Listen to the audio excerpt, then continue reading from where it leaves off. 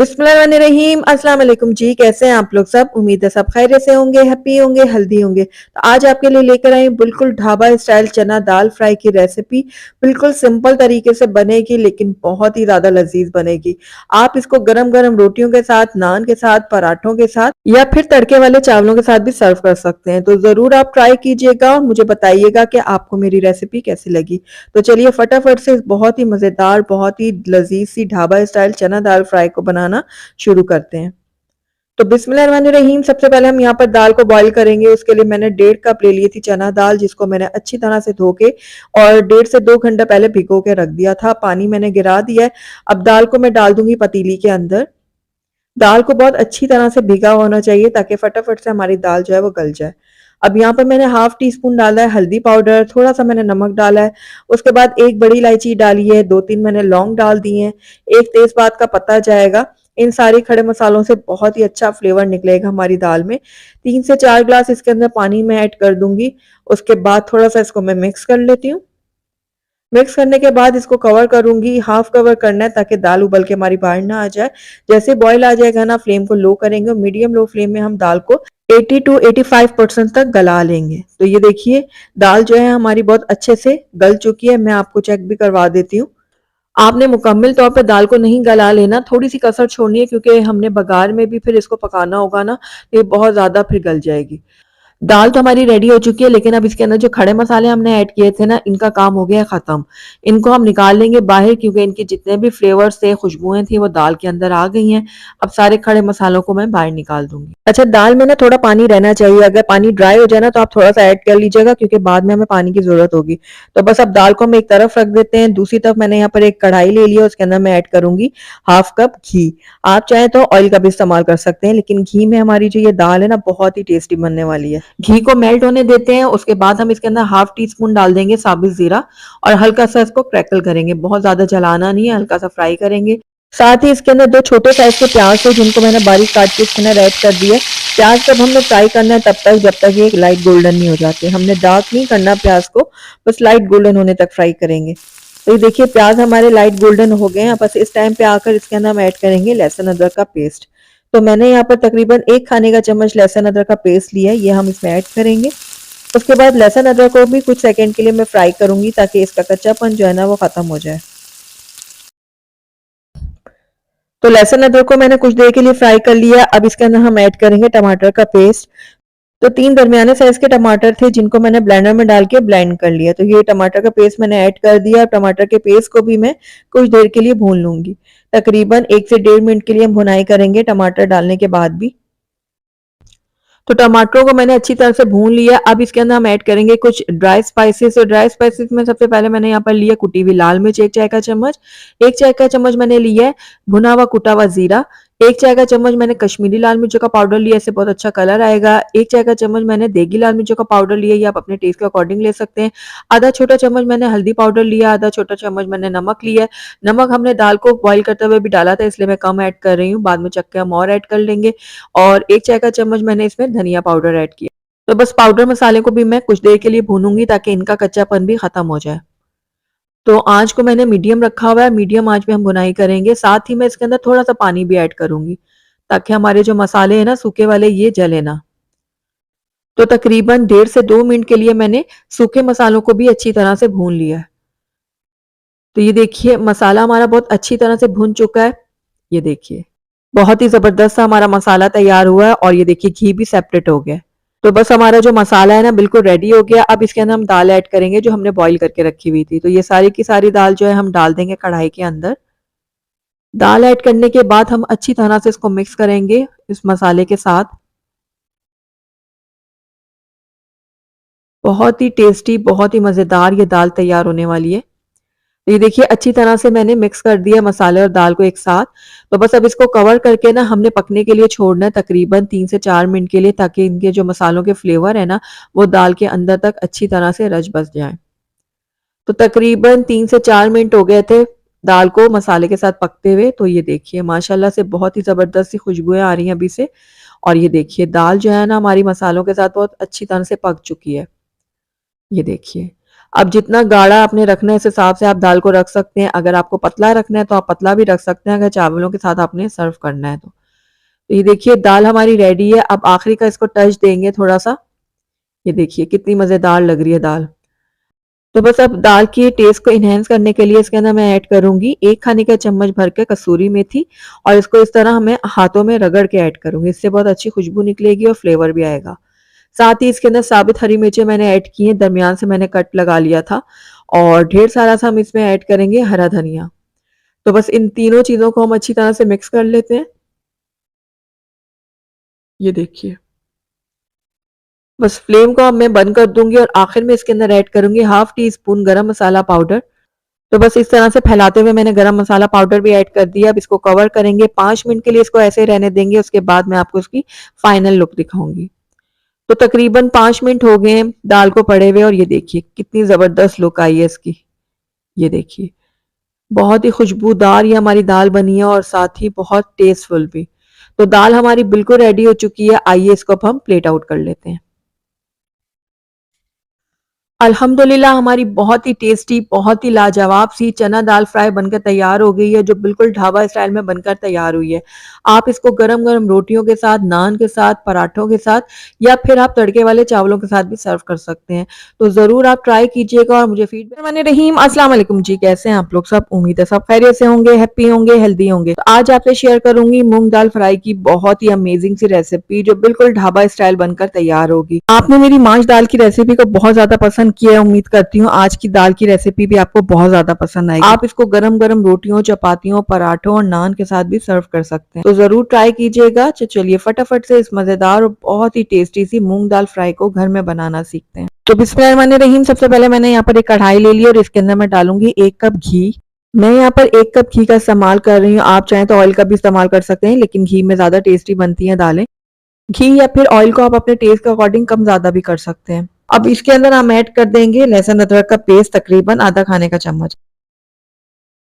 अच्छा आप घी लें या ऑयल लें तो आपने कोशिश ये करनी है कि घी ऑयल जो है ना बहुत ज़्यादा गरम नहीं होना चाहिए, यानी तेज़ गरम ना हो कि लहसुन अदरक को जैसे ही हम डालें ना उसका कलर चेंज हो जाए।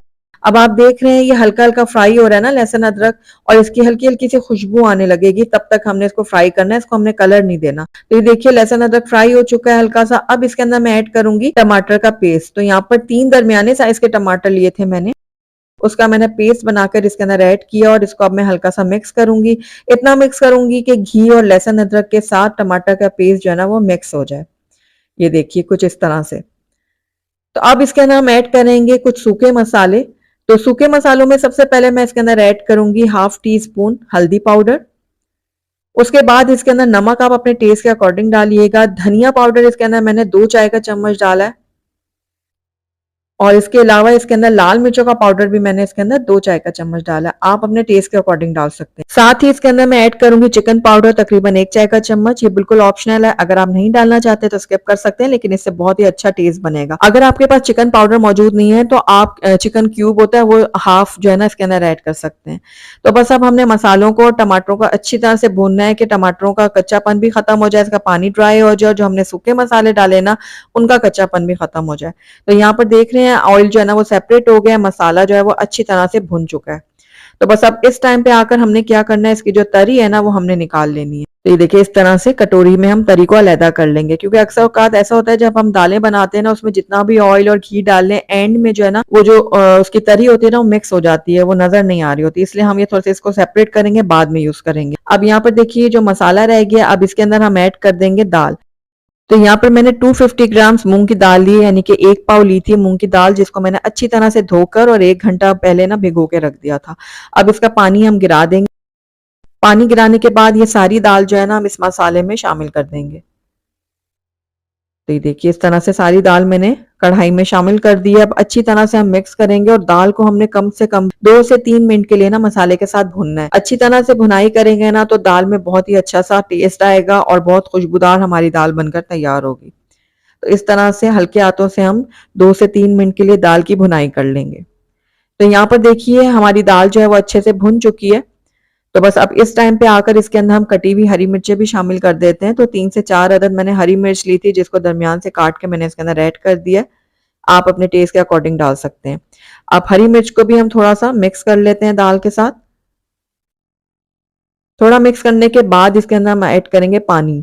तो अगर आपने दाने वाली दाल बनानी है ना तो पानी कम ऐड करेंगे, अगर आपने दाल को अच्छी तरह से पतला बनाना है तो फिर आप ज़्यादा पानी ऐड करेंगे। तो मैं दाने वाली दाल बना रही हूँ तो इसलिए मैं इसके अंदर 1 ग्लास पानी ऐड करूँगी। लेकिन अगर आपने दाल पतली बनानी है तो फिर 2 से ढाई ग्लास आप इसके अंदर पानी ऐड कीजिएगा।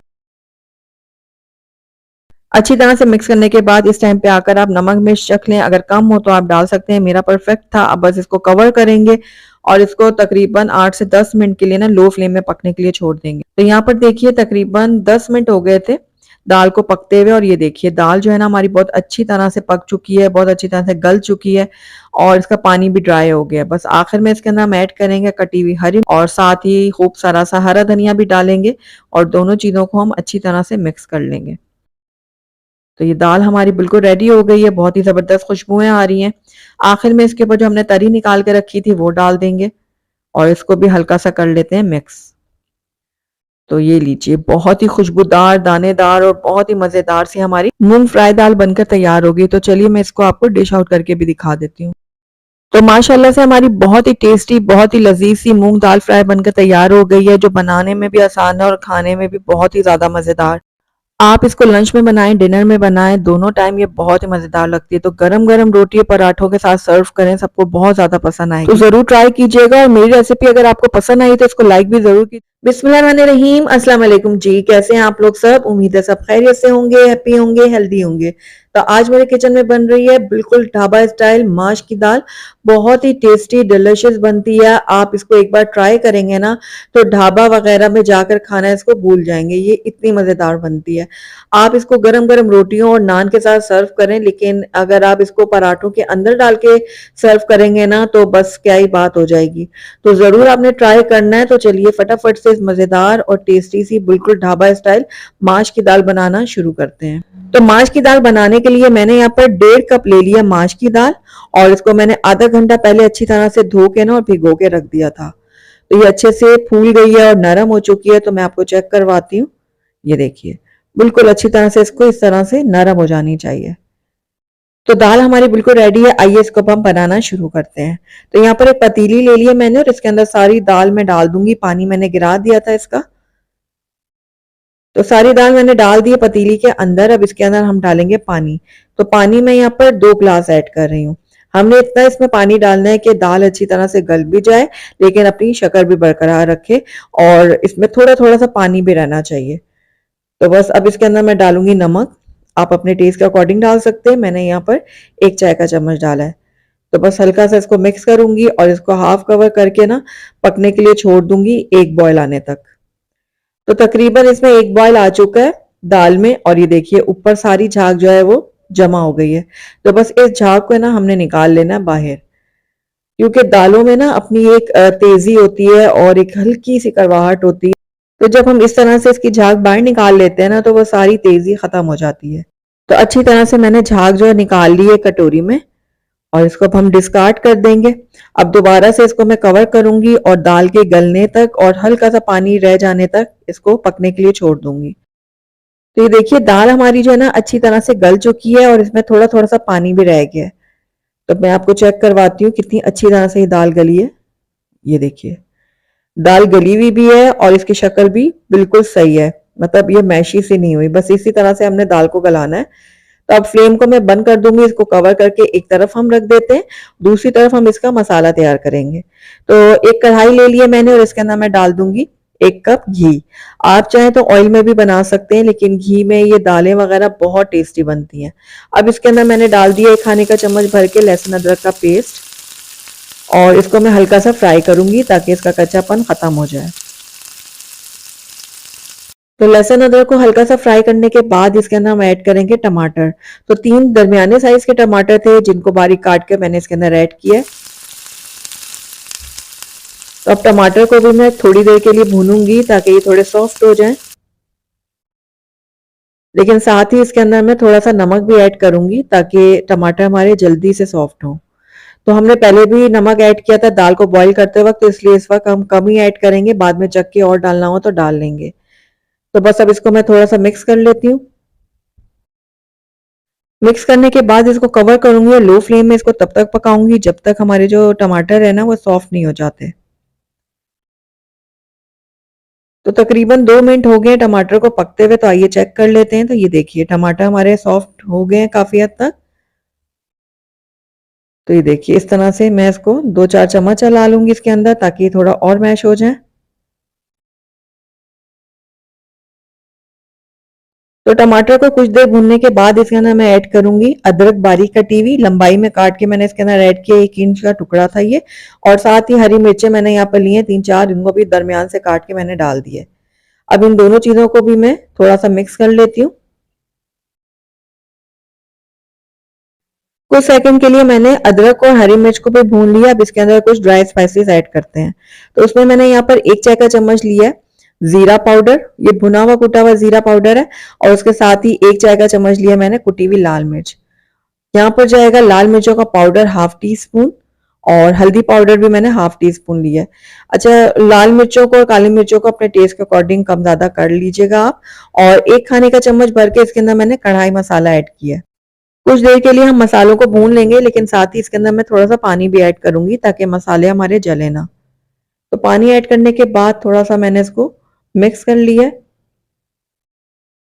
अच्छा, जिस वक्त हमने लहसुन को फ्राई किया था ना, लहसुन अदरक को, उस वक्त हमने ये लाल मिर्चें भी डालनी थी सूखी वाली, लेकिन मैं इस वक्त डालना भूल गई थी। तो कोई बात नहीं, मैं अभी डाल देती हूँ, आप पहले ही डालिएगा जब आप लहसुन अदरक को फ्राई कर रहे हो।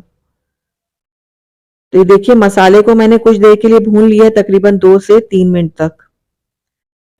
तो बस इस टाइम पे आकर ना हम बॉईल की हुई दाल जो है इसमें डाल देंगे।